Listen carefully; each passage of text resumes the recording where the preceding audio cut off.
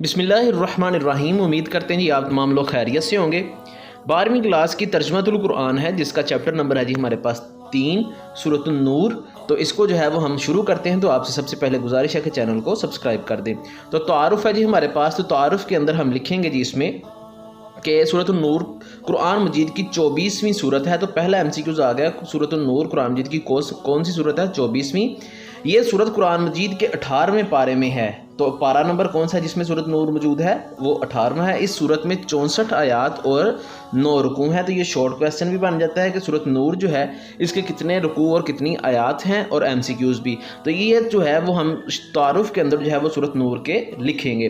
اس کے بعد آ گیا جی ہمارے پاس کہ یہ ایک صورت مدنی دور کے وسط میں نازل ہوئی، یعنی کہ مدنی دور کے بالکل درمیان میں جو ہے یہ نازل ہوئی۔ تو یہ ایک مدنی جو ہے وہ صورت ہے۔ اس کے بعد ہے جی ہمارے پاس اس صورت کی وجہ تسمیہ۔ تو اس صورت کی وجہ تسمیہ جو ہے وہ کیا ہے؟ یہ شارٹ کویسچن آ گیا جی ہمارے پاس۔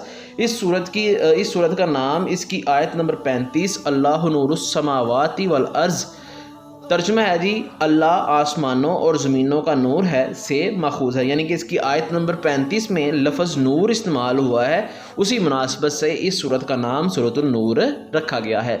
آگے ہے جی ہمارے پاس اس کی فضیلت۔ تو یہ بھی ہمارے پاس شارٹ کویسچن مان جاتا ہے کہ سورۃ نور کی فضیلت ہمارے پاس کیا ہے۔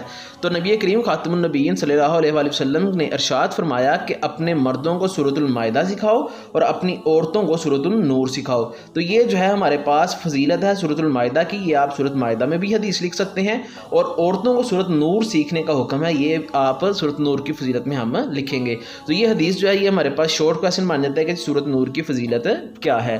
آگے جی ہمارے پاس سورۃ نور کی پہلی سورۃ نور اور اس سے پہلی جو صورت ہے سورۃ المومنین کے مضامین مشترک ہیں۔ تو یہ اس کے آگے جی مضامین۔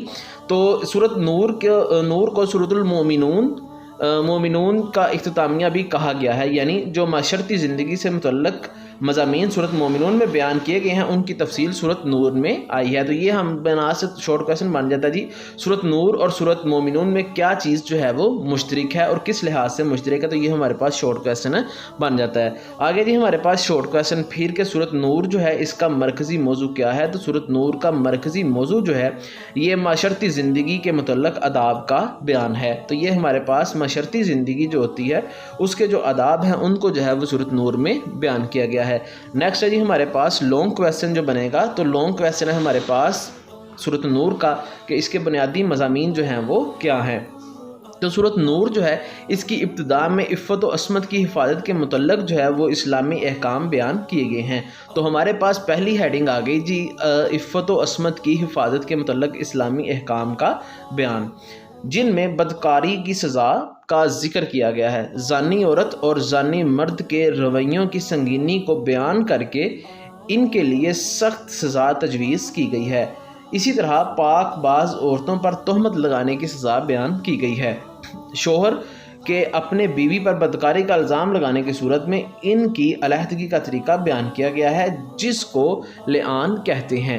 لعان کسے کہتے ہیں یہ ہمارے پاس اس کے اندر جو ہے وہ شارٹ کویسچن بھی ہے، اور یہ ہمارے پاس جو ہے وہ اس کا لانگ کویسچن کی ہیڈنگ بھی آ جائے گی جی لعان کا حکم یا لعان کا بیان۔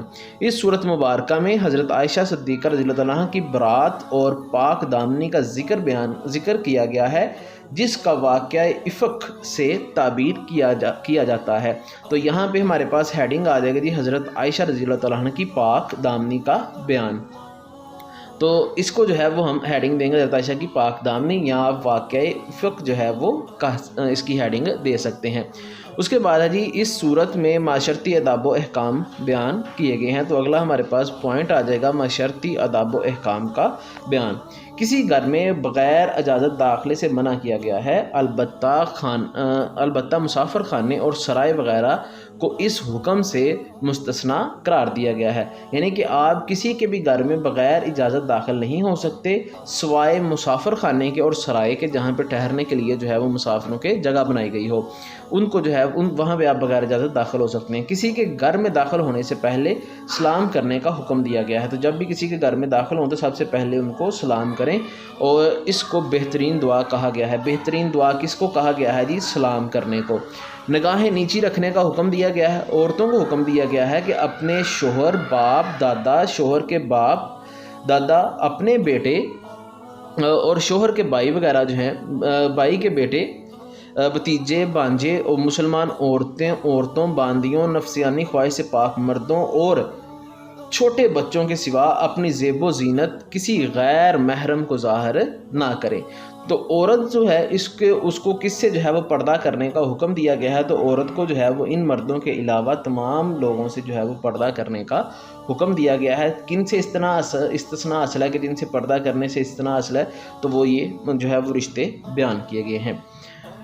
उसके बाद जी ईमान वालों को ख़िताब करते हुए इरशाद फरमाया गया है कि आराम करने के 3 मखसूस औकात यानी फ़जर से पहले, ज़ोहर से पहले और इशा के बाद गोया फ़ानूस जो है वो एक मोती जैसा सितारा हो और उस चराग को जैतून के तेल रोशन करे। नूरानियत का ये आलम है कि बग़ैर शोले के ख़ुद ही रोशन हो जाए, यानी नूर ही नूर हो। तो ये हमारे पास जो है वो नूरानियत का ज़िक्र बयान किया गया है। उसके बाद है जी मुसलमान और काफरों के अमाल की मिसाल। तो ये हमारे पास अगली हेडिंग आ जाएगी जी, और सवाल बन जाएगा जी सूरत नूर में मुसलमानों और काफरों के माल की मिसाल कैसे बयान की गई है। सूरत नूर में मुसलमानों और काफरों के अमाल की मिसाल यूँ दी गई है कि मुसलमान अल्लाह ताला के ज़िक्र से गाफिल नहीं होता और क़यामत के दिन का खौफ रखते हैं। इन्हें इनके अमाल का पूरा बदला दिया जाएगा, जबकि काफरों के अमाल गोया के शराब हैं। ये मिसाल काफरों के अमाल को किस तरह दी गई है, शराब से। शराब हैं कि दूर से ऐसे महसूस होता है कि पानी, मगर करीब जाने पर कुछ नज़र नहीं आता। अब हमारे पास अगला पैरा है जी मोमिनीन और मुनाफिकीन का तर्ज़ अमल। तो इसके ऊपर जो है वो हम हेडिंग दे देंगे मोमिनीन और काफरों के तर्ज़ अमल का बयान का ज़िक्र। सूरत नूर में मोमिनीन और मुनाफिकीन का तर्ज़ अमल का भी जिक्र किया गया है। मुनाफिकीन अल्लाह ताला और उसके रसूल के फ़ैसलों से रूगर्दानी करते हैं, जबकि नबी करीम ख़ातमुन नबीय्यीन सल्लल्लाहु अलैहि वसल्लम की मजलिस में बैठे होते हैं तो आंखें चुरा कर निकल जाते हैं। जब किसी मामले में फ़ैसला इनके ख़िलाफ़ आए तो इनकार करते हैं, जब हक़ में आए तो खुश हो जाते हैं। मुनाफिकीन कस्में खा कर अपनी वफ़ादारी का यकीन दिलाने की कोशिश करते हैं, लेकिन अल्लाह ताला इनके दिलों की कैफियत जानता है। दुनिया और आखिरत की कामयाबी उन्हीं लोगों के लिए है जो अल्लाह ताला और उसके रसूल ख़ातमुन नबीय्यीन सल्लल्लाहु अलैहि वसल्लम की अताअत करते हैं, और रूगर्दानी करने वालों के लिए जहन्नुम का अज़ाब है। उसके बाद है जी अहले ईमान का तर्ज़ अमल। तो अहले ईमान का तर्ज़ अमल जो है हमारे पास क्या बयान हुआ है सूरत नूर में। सूरत नूर में अहले ईमान का तर्ज़ अमल ये बयान किया गया है कि अल्लाह ताला और उसके रसूल ख़ातमुन नबीय्यीन सल्लल्लाहु अलैहि वसल्लम के फ़ैसलों को दिल से तस्लीम करते हैं, वो अदाब मजलिस का ख्याल रखते हैं। आप ख़ातमुन नबीय्यीन सल्लल्लाहु अलैहि वसल्लम का दिलो जान से एहतराम करते हैं, और आप ख़ातमुन नबीय्यीन सल्लल्लाहु अलैहि वसल्लम को इस तरह नहीं बुलाते जिस तरह आपस में एक दूसरे को बुलाते हैं। तो ये हमारे पास जो चैप्टर है इसके लास्ट पे जी वईद सुनाई गई है कि सूरत नूर में बेहयाई फैलाने वालों पर अज़ाब की क्या वईद है, या अल्लाह ताला ने बेहयाई फैलाने वालों को किस तरह से जो है वो अज़ाब की वईद सुनाई है।